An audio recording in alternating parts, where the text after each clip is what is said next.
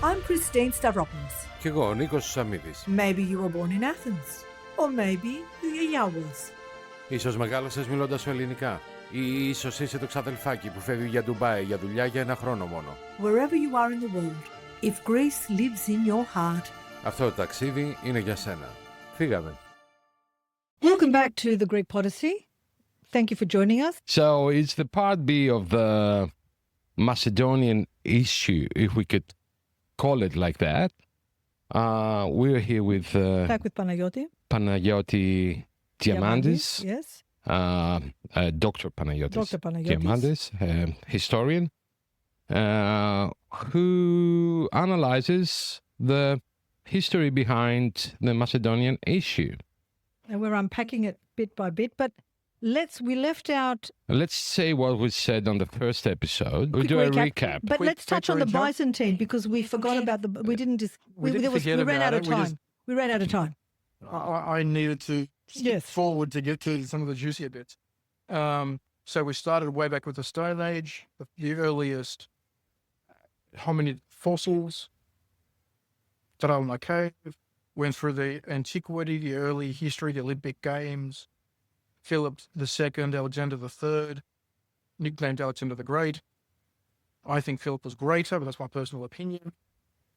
Because I'll take that. How do you measure greatness?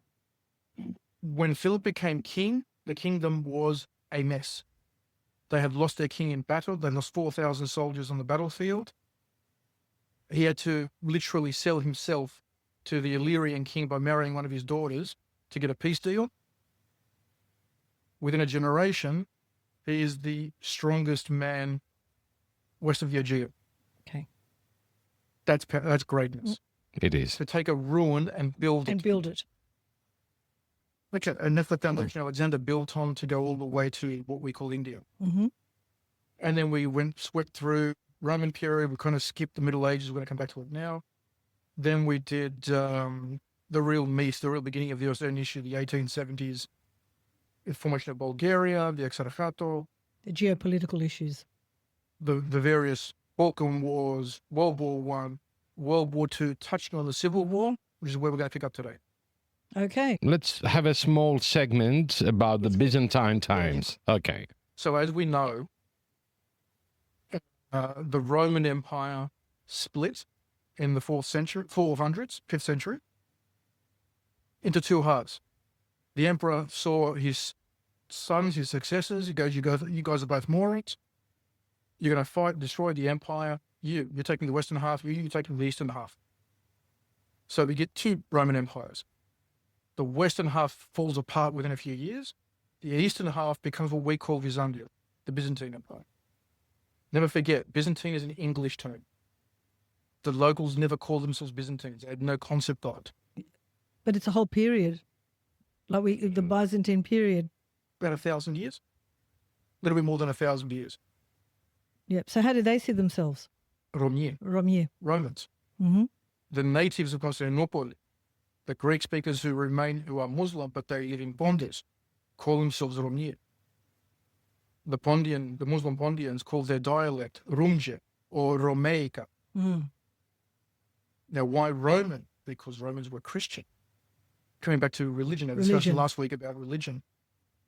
To distinguish yourself from Hellenes, who were the pre-Christian. I don't like the word pagan. They worship the many gods. And many still consider that they were the true Hellenes. The gods.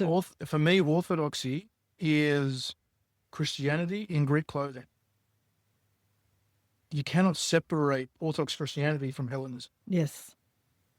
It's I agree. Grown over the last almost 2,000 years. It's become an identity. It's become long ago became an identity, and now it's completely inseparable. Yep. So is it true? Is it pure? There is nothing pure.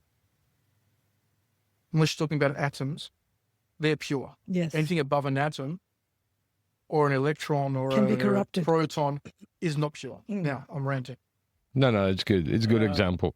So they became Christian. So they took a whole bunch of the temples and they were very environmental. They loved their recycling. So the buildings that were temples became churches. Right. The Parthenon is the classic example. Yes. It became from a temple to Athena to a temple of Panagia, Mm-hmm. the church of Panagia. Yep. Pure coincidence that it's a young girl who's a virgin. Pure coincidence in both So cases. that's a coincidence. I'm being sarcastic. Yeah. Isn't it great, though, how they took those temples from that period and adopted them into churches? Muslims did the same thing. You walk through the Middle East, particularly Anatolia. Yep. Anything pretty much before the 1700s, any mosque, you look at it carefully, you can see the old church. The influence of the church. Let's not even go to Hagia Sophia. It's an old church, which was they chucked on a minaret and they converted into a mosque. Yep. Why bother rebuilding when the building's right It's there already ready to there. be used? And it's amazing building. Repurpose it. Yeah.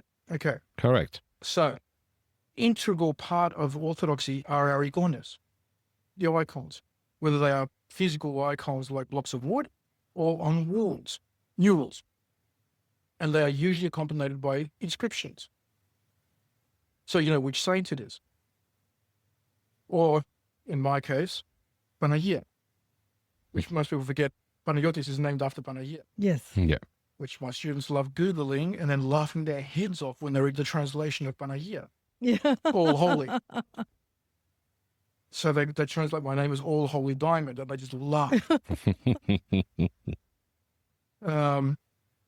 And a lot of these medieval churches which survived conversion to Islam, because a lot of them did, some didn't, especially in the more isolated areas, we still have these inscriptions, particularly around, for our purposes, around Akhrido, Lake Ohrid, the Prespa lakes. Some amazing medieval churches with their original Greek inscriptions. Not modern Greek. Let's be clear, not Yes. modern Greek. Why It's did they the- retain those, though? Right, why they retain the inscriptions? The Ottomans, why did they retain the old Greek There inscriptions? were very few Muslims in that area. Right. Too poor, Yeah. too isolated. They didn't really care. Mm-hmm. Although it's a very rich region. It was before the Ottoman Empire. Let's go to the Cold War. Are we finished with the Byzantine? Okay, so these inscriptions are all in the medieval Greek of the time. This was the language of the church. This was the language people spoke. So the inscriptions are in Greek. A lot of the people, you'll hear the propaganda from the Skopjani that The North Macedonians. the inscriptions were changed into Greek. You can kind of tell if it's 1,000-year-old church. You can kind of tell if it's written in Cyrillic or Old Church Slavonic, which they erroneously claim as Macedonian. It's not. It's the Slav dialect of the time for the people living there. Right. It's the Slavonic that the Serbian church uses, the Russian church uses, the Bulgarians use. All right, it's the Slavic of 1,000 years ago. Can I Yes. ask this Our Greek is the Greek of 1,000 years ago in church. Exactly. Yeah. What were you going to say, Nico? about the Cyrillic and Kyrillos and Methodios, the two brothers from Thessaloniki? They were Greek, but they claim that they're not Greek. The university is named after, the main university in Skopje is Cyril and Methodius. Yeah. Kirill and Methodius. Why do they claim they're not Greek if they're Greek? Because they invented a written script for the Slav peoples. They had no written script. They had a language, an oral or version of But language, not a but not a written script. one. These guys, these brothers, who were both monks, so highly educated, took basically what they knew, which was the Greek alphabet, adapted it to the Slav languages, which is the 24 letters that we have, Yeah. plus a few sounds that exist in Slavic but not in Greek. Mm-hmm. Sh, Yeah. je. These don't exist in Greek. No. There's no letters for writing them. Yep. So they developed new letters for them. To give them an identity. With give a to- written with To give them a written. A written. Cyril, Kyrillos and Methodios had one purpose in mind, to convert them to Orthodox. Or Christianity back then. yes. Because these guys were before the schism with Rome. Right. Before Rome broke away. Yeah. Now, so the whole point was to make them Christian. To teach the in their language. word of God. Yeah. In their language, exact. Right, okay. So that So they needed their something written. and out of there, you start getting, well, the Cyrillic script, Yep. which now is used by the Serbs, the Bulgarians, Yeah. the Skopje, the Russians, and a whole bunch of others, with small variations amongst them. Now, part of it in the 1920s, part of the national project we were talking about last week, you had Turkish speaking coming in from Eastern Thrace and Anatolia. You had these Slav speakers who were left behind. How are you going to make them all learning Greek? You bring in the national education system, which uses the dialect of Athens, Mm-hmm.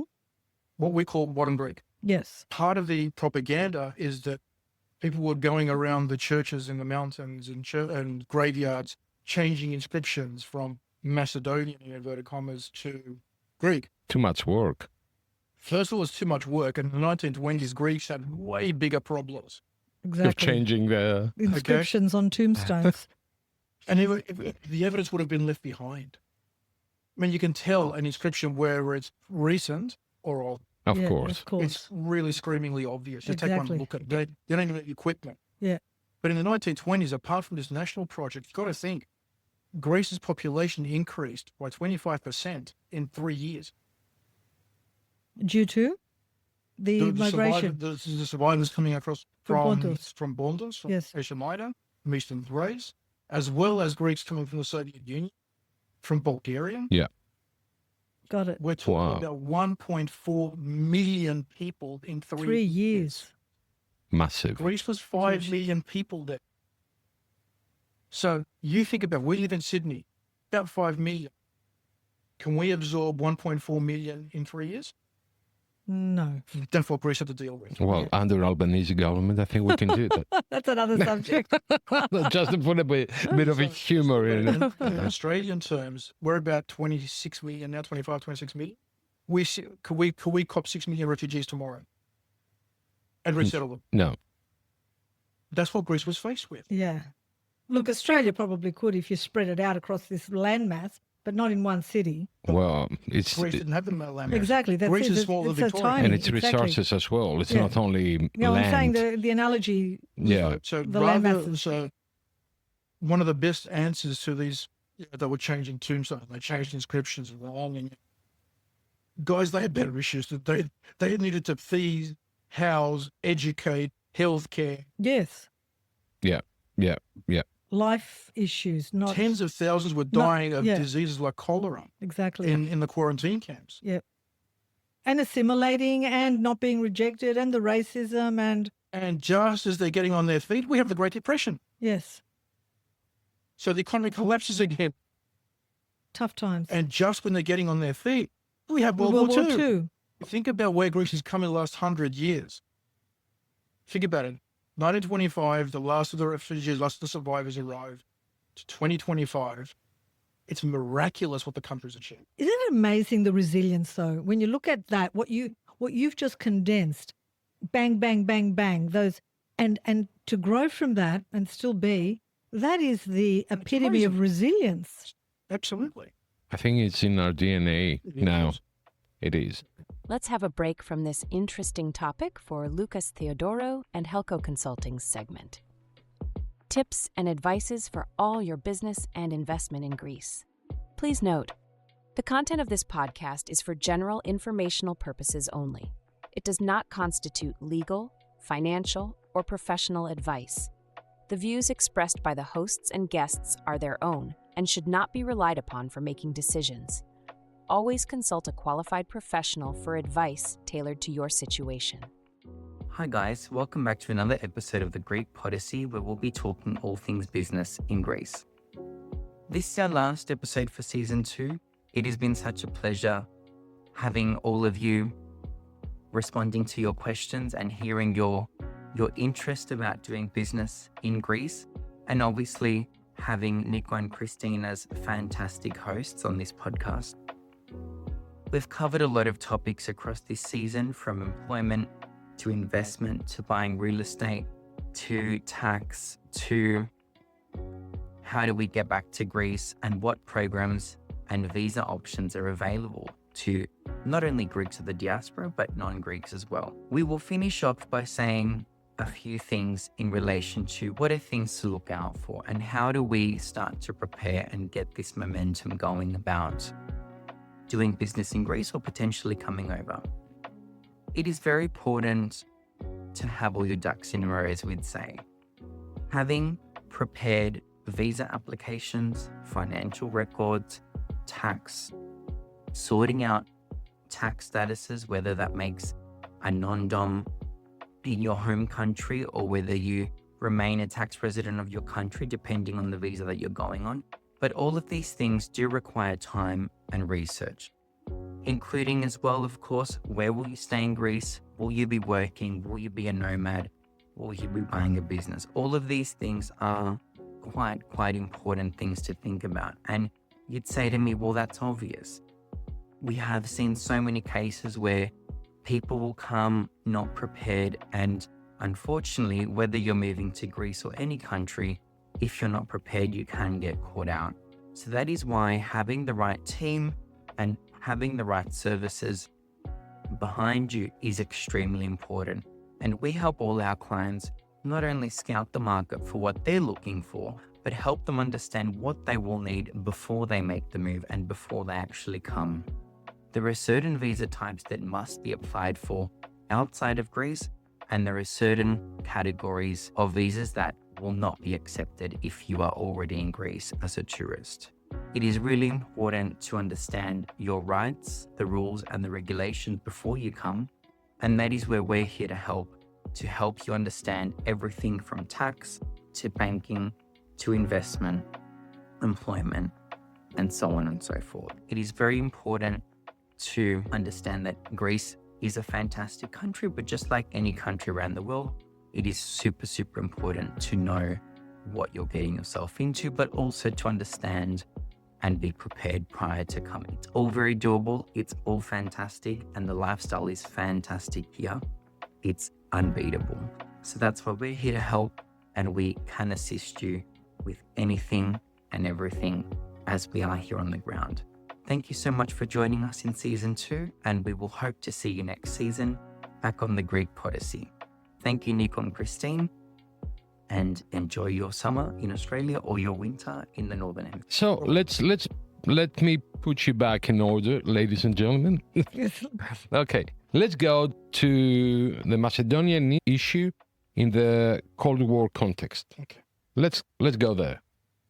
Keep in mind geography and keep in mind politics. Who controls the north coast of the Aegean Sea, particularly Thessaloniki and Kavala, the two major ports? At this time, you're starting to build a port in Alexandroupolis. So now 3 key ports. Yep. Why are ports so important? Tell us the year.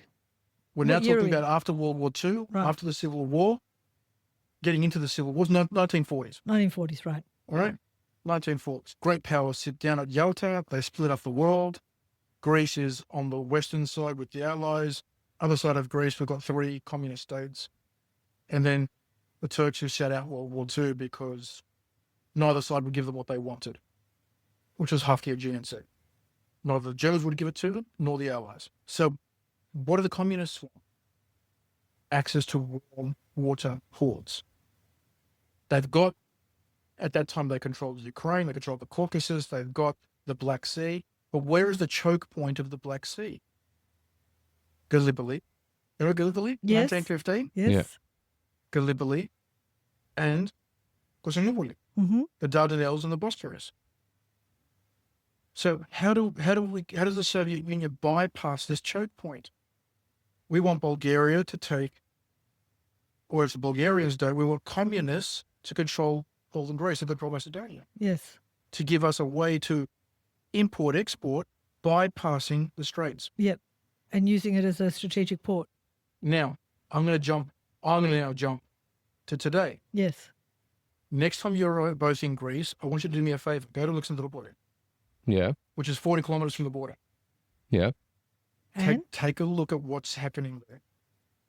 what's happening there? LNG terminal being Right. Oh, yeah. Yes, exactly. Why? Base. Export American gas Yes. Base. all Military the way up base. to Ukraine. Yes. the railways are used to do what? Export military aid Yep. to Ukraine. Yep. Why from Alexandroupoli? It bypasses the straits. Yes. 80 years later, the same game. So history just continues because The great game always geopolitical considers. interests are still alive Always. and present. Always. So is there an ongoing threat? Threat, always. If you don't defend what's yours, you will lose it. Yeah. Even though we've since established NATO and the UN Why was NATO established? well, to protect. Exactly. Exactly. Yeah. Anyway, So this is really, so throughout the whole Cold War period, it kind of dies. The issue kind of dies because after the Greek Civil War, which was completely unnecessary, that's another story. That's when Greeks being stupid, we played great power politics, but with each other's lives. yeah. You literally had families shooting at each other. It was Ridiculous. one of the darkest periods of of our our history. history. Yeah. And our history, our recorded history, is over 3,000 years. It kind of settles down. So where's the Macedonian issue really flare up? Yeah. In the Diaspora. Exactly. That's what I'm saying. Why? What did I say before about the people, the leaders who keep the issue going? They were mostly from Florida and Yes. Castoria. Yeah. People who lost the Civil War. People whose grandparents and great-grandparents had been komitadzivas with the Bulgarians before them. They brought this hatred, they brought this passion for what they saw, for their beliefs, to Australia. So it didn't exist before? There weren't enough, first of all, there weren't enough migrants from Macedonia, geographic Macedonia, in Australia for anything to really exist. Before about 1930 is when we have enough that they start to form associations. Yes. The oldest Macedonian association in Australia is not in Melbourne, and it's not in Sydney, it's in Perth. Really? The Alexander the Great Club in Perth is the oldest one. It was formed in 1930. Mostly by Kozani, people from Kozani, the area of Kozani, I'm floating now. Castoria and Florida. So when you say in Australia, this would be a worldwide for the diaspora around the world. wouldn't it? Absolutely. It's not just prevalent in Australia. I'm talking about Australia, one, because we live here, and Yeah. two, it's what I've studied the most. Yes. But similar things were happening in America and the United States. That's what I want to ask. It was the same Similar thing. things, but you've got to remember, 1920s, 1930s in America was a very dangerous time to not be American. KKK's running around. Yes. And they didn't just target Jews and Africans. They targeted anybody they didn't like. Yeah. Orthodox, and you basically Catholic. Yeah. Come here. Hang you. Well, but at least beat them up. Yeah. Yeah, Lynching be gentle. Lynchings were pretty Lynchings were problem. restricted really for African Americans, but it was not an easy time to be openly Greek. And what is the division between Hellenic and Bulgarian factions? Basically, the dividing line was, one, which church did you belong to? A church that accepted Constantinople, or a church that looked at Sofia. Okay. Exarchato, Patriarchio. Yeah. So that's the That was Exarchato. the dividing. That's the Exarchato. Exarchato is the ones Bulgarian that church. the Bulgarian church. Okay. Yeah. Even today, we've got the Serbian Patriarch, we've got the Romanian Patriarch, Yeah. the Ecumenical Patriarch. Yeah. But the leader of Bulgaria is the Exarch. Or Exarch was the word he used. So now we're about 1930s, correct? I'm We are, going to skip from 1930s and let me ask something about that. and go to 60s, 70s. Yep. So 1930s, let's say the propaganda hasn't started yet. Yes. Oh, very much sense. Okay, so it's after. Let's go to Metaxas dictatorship. Again, That we made area- mistakes. We made mistakes. We Which made were? mistakes. Talk about it. Forcing part of this nation-making project was that they would send teachers, policemen, soldiers from southern Greece to northern Greece to make them feel all Greek. Problem is that when the teachers would hear dialects, languages that they didn't understand, they would punish the students. Castor oil, beating. Really? Yeah. Like if you spoke Pondian, you were like, don't speak that rubbish here. We're Greek, Yeah. even though Pondian is actually closer to ancient Greek than modern Greek. Yes. The Kritiki would not understand Nashi, would not understand the local dialect. So you develop it. I've seen it today. Even today, I was in Greece in January, and I sat down in Edessa with some friends of relatives who are Nashi speakers. And when I would say to them a few words in the few words that I know dialect, I look at his face and I go, you're not Pondi, you're Nashi. And he would freeze for a second, looked at, his voice would lower. This is a man in his 70s, but his voice would lower and he would go, no. Wouldn't speak me back in Nashi. Yeah. Was it a stigma? Was it? Big time. Yeah. Like Vlachika, it's like being known as a bogan. Yeah. It became ingrained So- in the Diaspora. As you know, Chinese whispers, Yeah. stories get blown up and actively persecuted. Metaxa was a fascist. Yeah. He was. Yeah. He was. Actually, there's I'll tell a small story about, Metaxas. He banned all other languages except Greek. You're not allowed Turkish, Bulgarian, whatever. So there's What was the only exception? Ladino. Ladino. Ladino was permitted. Really? Because- I didn't know that. Yeah, but Ladino was accepted. Okay. It was only in Thessaloniki. Yeah, And a few cities. It wasn't in the countryside. It wasn't in sensitive areas. So there is a group of people in a cafeneo, a coffee shop in Drama, and they're drinking the tea, the coffee, and they're still talking Turkish. So the policeman walks into the cafeneo, everyone stops talking. Yep. And there's a guy who wants to say that we speak Greek, and he goes to the coffee owner, he goes, Mukhal. Chai. And that was Greek. And that was a Greek. So we are these You guys both know Podyssey. Yes. He was my supervisor, one of my supervisors for my PhD. And he told me this one story, it's a lovely story. He went down to the Tsakonika Horia, around Leonidio, north of Spain, so Yeah. right down the south. And Tsakonika is basically Homeric Greek. Oh, really? Yeah. Basically Homeric Greek, Wow. right? And he goes, they wouldn't even record because Why? he was studying languages back then. Yeah. So what did he do? He just sat down with them, put the tape recorder under the table, Yeah. and let them know that he was recording it. The stigma of not being, it's ours, but we're not kind of like comfortable talking it around strangers. Yeah. Wow. That's that's true. Think about if you're in And Australia. it's sad, though, How isn't many it? of our people who grew up in the bush towns, people who are now 70s, 80s, 90s, speak fluent Greek? Very few, Hardly any of them. if any. Yeah. There was that stigma, speak English or die get bloody well. Yeah. Exactly. Yeah. Absolutely.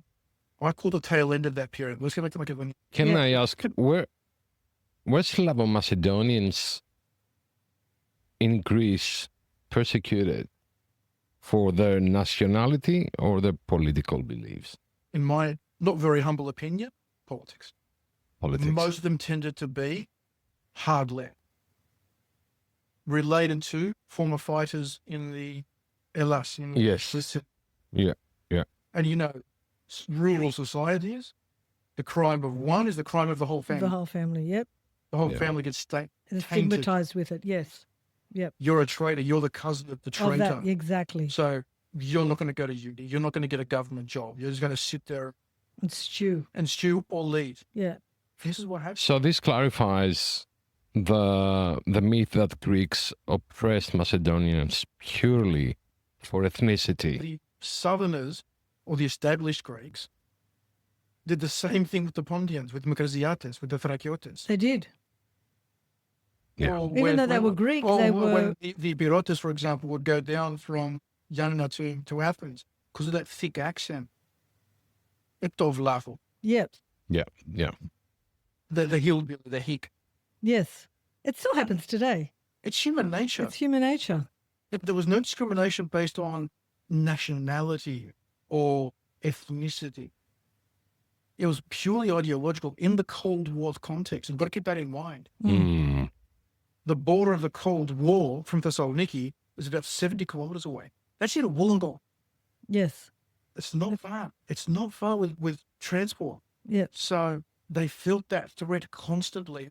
Don't forget, in the 60s and 70s, the Civil War was only 20 years before. Yeah. Those memories are very much alive. That's where I want to go now. I want to go in that part, the Civil War. And let's talk about that, how that influenced the whole Big time. Macedonian. Again, our mistake for political reasons. The Communist Party decided to form a unit within the rebel army, or the Democratic Army, called the SNOF, Slav Macedonian National Liberation Front. Okay. I didn't know that. I Everybody never knows heard of that about it. before. I didn't know never that. heard about It's it. only a few thousand men Yes. that actually joined it. And what But was their purpose? to serve in the front lines to fight the Royalist Army. Right. Or as it was in the time, in the propaganda of the time, the monarcho-fascists. Now, how do we know this? This is the period, the Civil War period, is when we start getting the first Slav Macedonian newspapers in Australia. Mm-hmm. Oh, okay. That's a good timeline to see the emergence of These it. newspapers, Yes. the only way, I mean, this is why the Podyssey is so important. Media is one of the key ways to bind a community together. Exactly. We listen to the same sources of information, the same entertainment. Yeah. Exactly, yes. Yeah, that's where Bulgaria comes as allies of the Nazis. Beforehand, yes. And now they swap sides. It's now not a monarchy Bulgaria, royal Bulgaria, now it's a communist Bulgaria. Yeah. But it's the same point. They fund and they give shelter, they give supplies. Yeah. Yeah. Yeah. Well, that's a sad page of the history. Oh, very sad. So Very sad because how did that evolve? SNOF is dissolved in 49 Yeah. at the end of the Civil War. But a lot of those fighters migrate to Australia or settled in Skopje, and they keep the flames issue burning alive. alive. Why? I lost my Fortillon. I lost my Patricon. I lost my village, my family house, my fields. I want it back. Yes. So it evolves from I want my personal stuff To changing history. I want the whole country back. Yes. And trying to connect it to the historical. What are the two key words you roots. used last week? Validate. Validate and justify. Yes. How do I validate my claim to the land? I rewrite the history. History, exactly. How do I show this history? And then now we're getting into the independence period. But before we continue to the juicy part of our story, let's go to our legal segment with our trusted legal voice, Natasha Karamihu. Good morning from Athens. I'm Natasha Karamihu, solicitor and legal advisor to the Greek Podyssey. Today, I will elaborate on a subject I dealt with recently and I believe it presents a great interest to you all. Mistakes on the Greek registry certificates. So when you launch a civil action like birth, marriage or death, you set an appointment at the consulate and you present a foreign registry certificate with apostille, among other documents. If you already possess the Greek citizenship, meaning that you are already registered in the state archives in Greece, the consulate will issue the same certificate in Greek for you. In many cases, your details on the Greek certificate do not correspond to the details on your English one. I give you an example. In my birth certificate, my name is declared as Anastasia with one S, but if under specific circumstances I would like to issue a certificate in English, my name could be transferred as Anastasia with two S's. Another example would be that my surname, Karamihu, could be transferred as Karamihu written with C in front, not K, as the first capital letter. As a result, the two certificates I have in my hands do not match, and if, for instance, I would like to issue my new Greek identity card, I wouldn't be able to do it. What can we do in these cases? Under the Greek law, we can demand a registry certificate correction. In which case are we legit to ask for a correction? The application for correction may refer in particular to A. its compilation or reissuance due to the loss or destruction of the relevant record, B.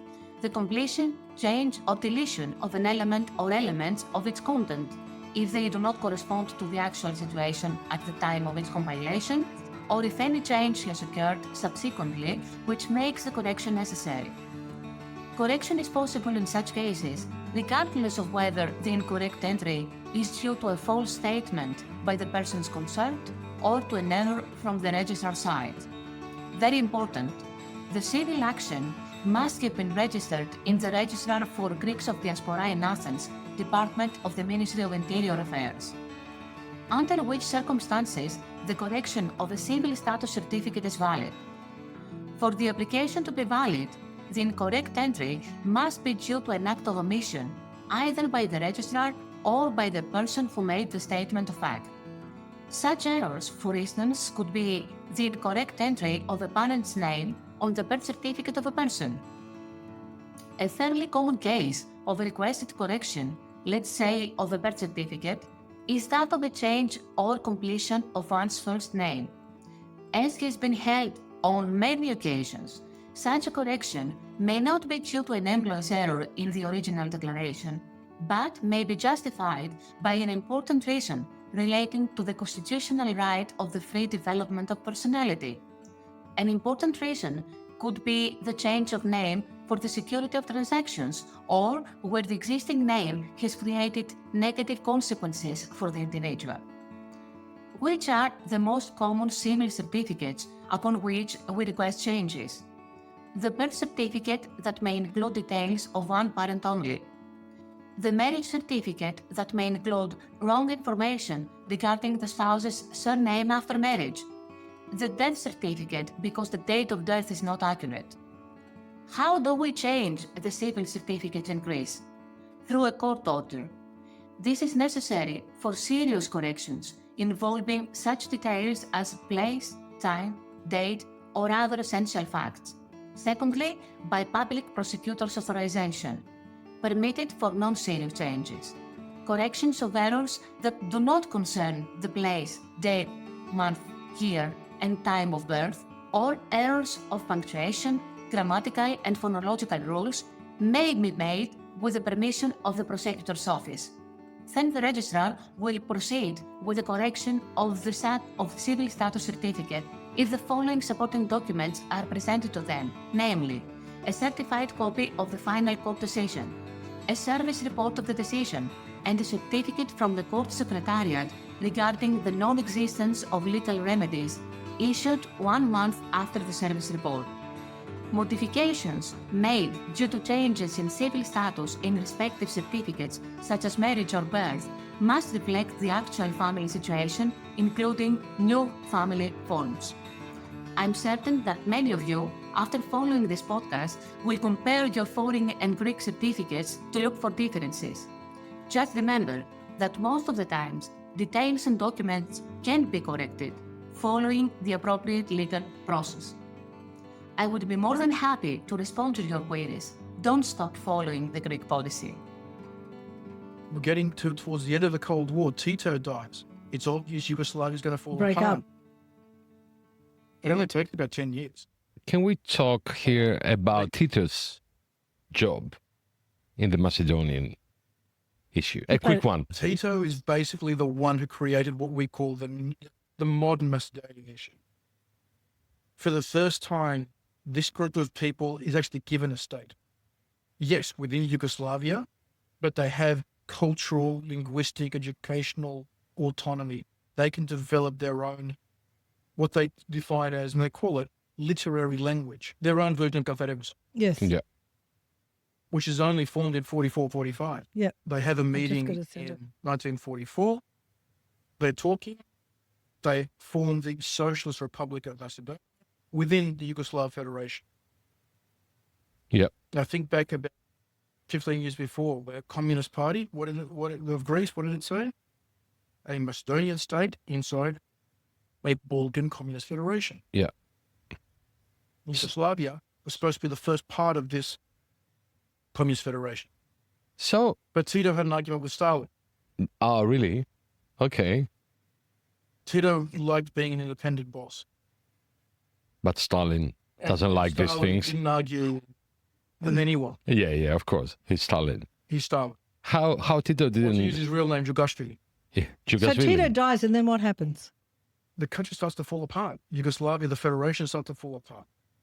Then we get the very bloody, in the sense of a lot of blood, the civil wars. Slovenia gets away pretty quickly, pretty easily. Croatia, especially Eastern Croatia, suffers horribly. Serbian communities that have been there for centuries are expelled. They all retreat either into Serbia or into Bosnia. Then you get the Bosnian War, which still hasn't been resolved. So where did these Slavs, with the breakup of Yugoslavia, what happened to that? Was the whole Slav Macedonia became their own country, right? became the Republic of Macedonia.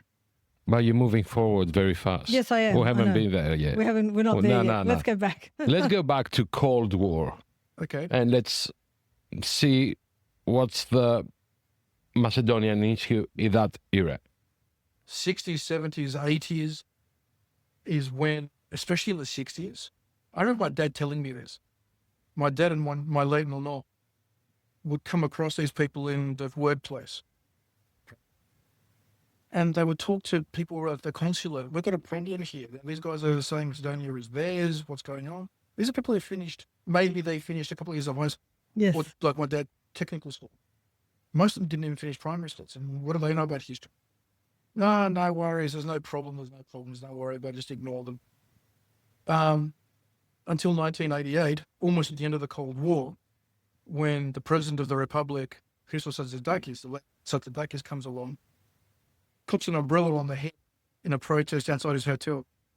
The Wentworth, something to Wentworth in the city. And then Greece suddenly announces, oh my God, there's a Macedonian issue. That's how we realize it. That's when That's we how the Greek state realize it. People in Macedonia knew, and they were screaming at them because they had the Pan-Macedonian associations in Australia, and especially Australia, but also in Europe and America, but especially America. So what wasn't the especially state of Australia and Greece Canada. listening to them? Don't get me started. Yeah. Okay. Don't get me started. What do you Balkans know? You're a bunch of Mau in the middle of the Pacific. Go away. We're not going to listen to you. Interesting. Now, what else comes up? 1967, you have the Macedonian Orthodox Church being formed. By who? By Tito. Why? To break them away from Bulgaria. Hey, what's the difference? Why? Because Bulgaria was still loyal to Moscow, Yes. and he wanted the Slav Macedonians loyal to him. He, who's not a church person, just announces Macedonian Orthodox Church now exists. Okay. And that's how the conflict between Bulgarians and North Macedonians started? Really, yeah. Yeah, okay. That really starts it. That makes sense. Yeah, that's where it kicks in. That's Yeah. really where it kicks in. And a parallel today, the split between the Ukrainians and the Russians. Yeah. Exactly. A couple of years Similar. after the Russian invasion, what did the Patriarchate recognize? The autocephaly of the Ukrainian church. And what's the difference between... The only difference, really, the language that is used. Okay, That's it. okay. We can walk into a Slav Macedonian church. We will understand exactly what point of liturgy it's up to. And it's We won't understand a single word. Mhm. it's based on the old calendar? They still use the old calendar. They still use... Even for all festivals. Yeah. Whereas our church only uses Easter for the old calendar. Yeah. Everything else is new calendar. Yeah. And this is when we get to 60s, the Cold War period is when we get, most important of all, football. You think about your parents. Yes. You were in Greece. Dad, in the 60s and the 70s, where would he go on a Saturday or Sunday afternoon? Football. Sydney Olympic Yes. or Melbourne, South Melbourne. Or if he was a smart guy, he'd go with Heidelberg Alexander. And Why do I mention Heidelberg? Why is it called Alexander? Because it's formed by Masons Yes. in the northern suburbs of Melbourne. Yeah. That's why it's still called Heidelberg Alexander. And there's the Rockdale City Suns. Or the old Rockdale Elinden. Linden. Yes. Sydney Macedonia, Yes. which is up at Bankstown, now called Yaguna Lions. Yep. Wollongong Macedonia. Wollongong Lions. Yep. Who's the one over in Perth now? Stirling Macedonia, now Stirling Lions. And they use the Star of Virginia for Some Rockdale does. The Elinden other, ones use, does. the other ones use the Bulgarian lion. right. Oh, the lions, a symbol of Alexander as well. No, the lions are an ancient worldwide royal Exactly. symbol. Exactly. The British. Why do I have it mention too. football? In multicultural Australia, it was a way for them to express national identity. And boy, did they express it. They did. Well, they had nothing else. They had no country. It was Yugoslavia. Yes. The way that they expressed in public, not in behind closed doors, behind their churches or in their community halls, in public on a national stage, the NSL, the National Football League, Soccer League, became the platform for them to say, this is us. We are here. No one's really done a study on the football. That's a whole culture on its own, isn't it? Oh, completely. Great culture. Completely. The football culture is Of completely identity. different. And that's how this issue unfolds here in Australia or In in the diaspora. America or 60s onwards is expressed through football. okay.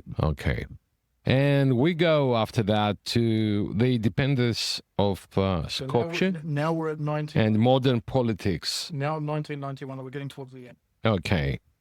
They simply declare independence. Unlike what happens with, especially with Croatia and Bosnia, there is no war. There's barely any shooting at all. It's like, yeah, okay, go away. You're too poor and too insignificant to worry about. Yeah. For a few years, you got the leftover communists who run the joint. Yeah. Then you get the Vmaro, and we go back to the 1890s. Was that The ever? Internal Macedonia Revolutionary Organization, Okay. which is now, by now, it's evolved to it's Macedonian in a national or an ethnic. They're the ones that really cause the issues. They use the Starovedijina. They put up statues of great heroes who are, in their eyes, Slav Macedonian in the middle of Skopje. A lot of them are still there. Yeah. Most famous one being what they call the warrior on a horse, Yeah, exactly. which everybody calls Alexander the Great. Yeah. My wife said at that time, many rock and heavy metal bands named themselves Alexander the Great Oh, in North Macedonia. maniacals. Looking for somewhere to grab onto, all right? So for the 40, 50 odd years that this state exists within Yugoslavia and a little bit as independent, we're Slavs. Our ancestors came here in the Middle Ages. Nothing to do with the ancients. But the radicals who understand if they accept that, they are taking away any claim to the Greek, Yeah. which was never part of their kingdom. All right? What they claim was their kingdom. So you start getting a rise within the country of antiquizatia, basically making everything ancient. Yes. Xenomania, Exactly. archaeomania. That's what they do. Archaeomania. They're taking it back to ancient times, and they talk about, you're not Greeks, you're Illyrians, you're this, you're that, and they put it all in the mix. And the closest thing that we would have in Greek is archaeomania. So we have statues of Alexander. The national airport is called Philip II. The national stadium is called Philip II. Ancient Macedonia never reached that far north. It was a little bit beyond what we call the border, Yes. what the modern border is, a little bit further north. That was the extent of his domain. And whereabouts is that? A little bit outside Monastir. A little bit Okay. So before Skopje. further, way before Skopje. Panayoti, Ancient What- Macedonia, in Philip's kingdom, Alexander's kingdom. Yeah. Went down. what do the academics of that region say? Because they're not listening to their mum and dad from the village. They're scholars who have studied. So what are they saying in that region from that ethnic group? To do with antiquity, most of them are pretty silent because they know that it doesn't lead to the sandbox. Yes. The scholarly attitude is, this is what we call ourselves. We have the right to self-identification. We have the right to call ourselves what we want to call ourselves. Non-binary. No, For example. we live in an era where everyone's got the right to identify with whoever when they you want. think about it, it's a difficult argument to go against. I would like to come now to Tsipras Agreement. The Prespa. The Prespa, that's your point here. And let's go now to the Tsipras government and the Prespa Agreements. So, How did we lead to that? So no, we lead through all. for a long time, post-independence, they did not have diplomatic relations with each other. Almost 20 years. Yeah. They were When- called when neighbours Firom. and- We didn't mention Firom. Because, and this is, again, from my point of view, fatal mistake on the part of the Greek state. We kept the focus on the history. The world doesn't give a rat's bum. Exactly. It's about now. Geopolitics. It's all about politics. It's all about politics. It's all about geography. Yes. And we should have kept that argument from day one, but we didn't. Okay. Okay. Hindsight is a wonderful thing to say. Always. So eventually under pressure, particularly from Europe, Who was pressuring from Europe? the European, The EU? particularly Germany, Yes. The usuals. pressuring Greece. To Can recognise. you do Sort it out. some sort of agreement here? Just sort this issue out because we're wasting our time. The Hellenic state burned a lot of political capital. And as a community, we burned a lot of political capital in Australia. I was involved with it way more than most people know. Yep. And we burned a lot of political capital on an issue that we should have resolved a long time ago. Now, what happens? We start getting a new Cold War in the 2010s. Okay, to be specific for me, it's the early 2000s. Mm-hmm. Beijing Olympics, 2008. Night of the opening ceremony. Anybody remember what happened in Caucasia, in Georgia? No. The Russians invaded. Yeah. Oh, yes. Abkhazia. Yes. Abkhazia. Yeah. They grabbed 1/3 of Georgia. Oh, they're independent states. They voted to join the Russian Federation. 2008. All goes quiet. 2014. What happens? Where does Moscow invade now? Crimea. Crimea. Yeah. Yep. Overwhelming majority is population Russian. They vote to join the Russian Federation.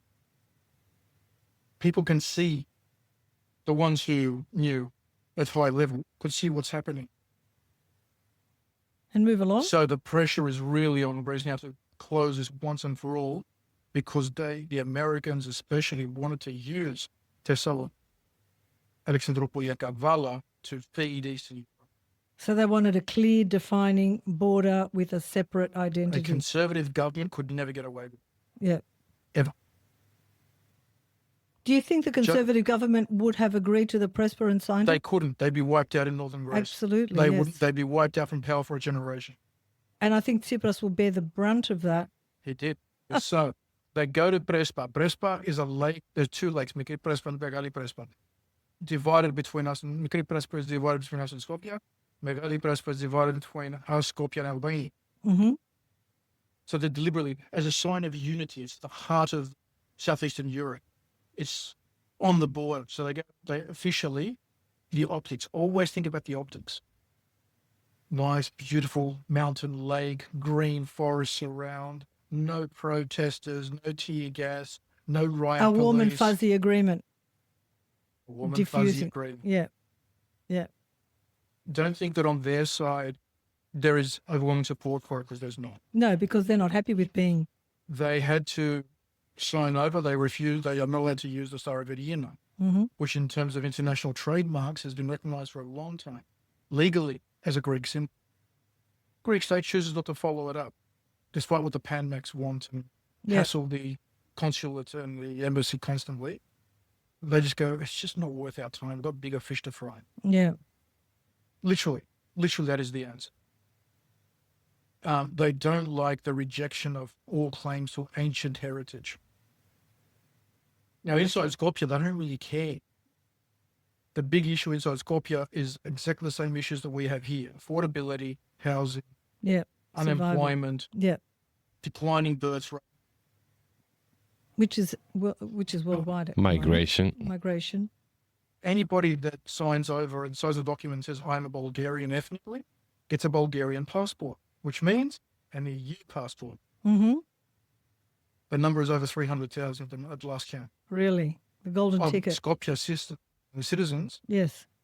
that sign, Don't they have to prove? How can they just say, I'm a Bulgarian citizen? Bulgarians accept it. They accept it. They want 'Cause more it suits citizens. them. They want, yes. These people aren't going to stay in Skopje or stay in Bulgaria. They want to go to Europe. Yeah. They want to make money. And this is their ticket.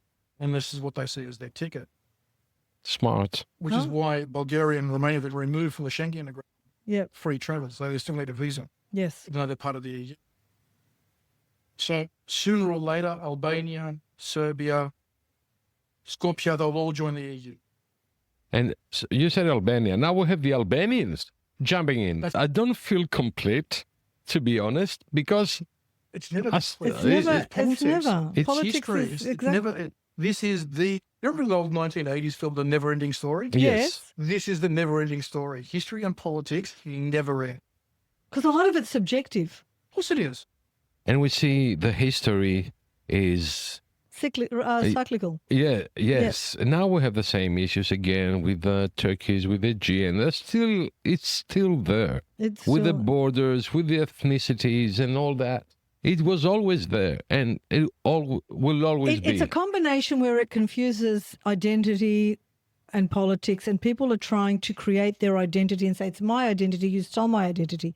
So it's a battle of identity. Absolutely. and And in Anatolia, the new battleground, the new battlefield of this identity is DNA. Exactly. We have DNA now. DNA testing. Yes. It's actually banned in the country. Yes. Officially it's banned. which country? Turkey. Turkey. Turkey. Well, a friend of mine. Do a search. It's funny. Yeah, it's funny. Okay, I didn't know that. More Because than of too much DNA was coming back as Greek. or And Armenian or I whatever. have Oh, a Kurdish. classic Just not. Turkish. Classic Okay. example. I recently visited Turkey and was being hosted by a beautiful, lovely Turkish couple. And they told me a story about a very close friend of theirs that said, I'm going to go and have a DNA test because I know I'm Turkish through and through. He said he called me maybe 6 months later and said, my DNA came back 60% Greek. If they're in the West, it wouldn't surprise me. Yeah. They were in Izmir. So, what is identity? So we were talking now with the Machiavellico to try and close the conversation. We're talking about ancient history and artifacts and things. Now we're going all the way back to our very DNA, Yes, the essence of Who we are. who we are exactly. as biological creatures, Yes, to define what our Identity. identity is. exactly. So So it never Changes. never stops changing. who knows, where do you see history, say, I know this is like so subjective, 1,000 years from now when technology, AI, all of the inventions of technology, do you think it's going to zero in more on identity and DNA and these things as, because we're a lot more sophisticated now than what we were, 100 years years ago, 100 years ago. So where do you see us, say, 100 years from now, do you think the identity issue is going to remain the same or it will be more Most national identities will disappear in the next century. Felicity, based on? they just won't be functioning. They won't Yeah. be operating. Where do you see the Greek what identity? is a core part of your identity? Your glossus. Η γλώσσα σου.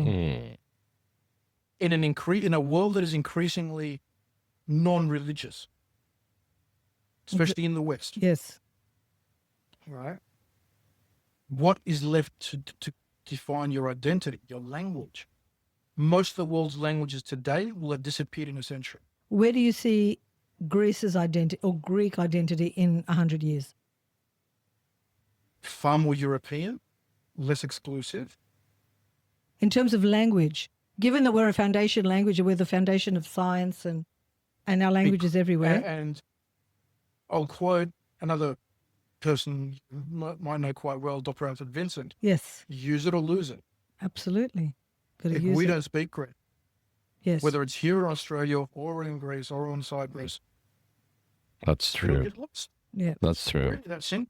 Which is why, and I know we're digressing from Macedonia, which is why Greek movies are important, Greek theatre is important, Greek Podcasts music is are important, podcasts are important, because we don't speak Greek on this podcast, but we are talking about the importance of it. These things expose people to Greek language, the next generations. We've got to support these things. Let's stick to Australia for a second.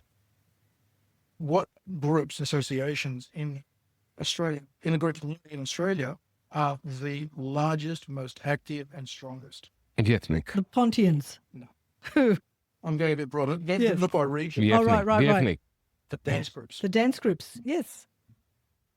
The Absolutely. folkloric dance groups. Yes. Now, I will bring up the Pondians because what they're doing, apart from teaching the dancing, is they're teaching the songs. Yeah. So the kids cannot speak Pondian. Most of them can't speak real Greek, but they can sing I an can entire hear song. it exactly. They can sing to you the entire song. So Yes. that basis, that residual memory. And that's where I want to grab the opportunity and say, Oops. now, to end it up, we would love to have you here in another episode, talk about the genocide. Sure. I think it's each, Absolutely. yes, each our responsibility to bring that up. Particularly why Biden recognized the Armenian genocide only and not the other. So we can delve into those subjects We can. when we come back next I think year. I will close with, this will be the final thing I'll say apart from first all, is in church, at the end of the service, the last part of the liturgy is Amen. Yes. Yes. The remembrance. The memory. the requiem. Yes. If we don't say these stories, if we don't discuss They will these die. stories, they die. When we don't say people's names, the memories die. Fact. Yes. That's true. I would like So I Great will thing to congratulate finish you on. on the Podyssey. I would like Thank to you very close much, with that. Panagiotis. Thank you, Dr. Panagiotis. I would like to close with that. Yavandis, Use it or Or lose it. or lose it. Thank you very much Thank you for joining us. being with us for another episode. Stay Thank tuned. you, And thank you Panagiotis Doctor. immensely. You've enlightened us and we've really enjoyed this We can discussion. sit for hours here and talk Absolutely. about We'll this. just continue, but we'll leave it here. Thank you. Thank you. Looking forward to seeing you on the next one. I'm Christine Stavropoulos, Κι εγώ ο Νίκος Σαμίδης. Και αυτό είναι το Greek Podyssey, το podcast της Ομογένειας. a podcast for Hellenes worldwide, sharing stories, culture, identity, laughs, and a little bit of tsugrisma along the way. Γιατί μπορεί να φύγαμε από την Ελλάδα, αλλά η Ελλάδα δεν έφυγε ποτέ από μας.